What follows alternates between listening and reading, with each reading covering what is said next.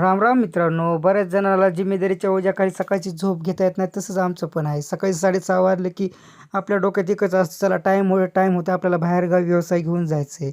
जसा जसा टाईम होतो तसं तसं घाई होते. सकाळी काय नाश्ता वगैरे असेल रेडी तर नाश्ता करून व्यवसायासाठी निघतो मित्रांनो.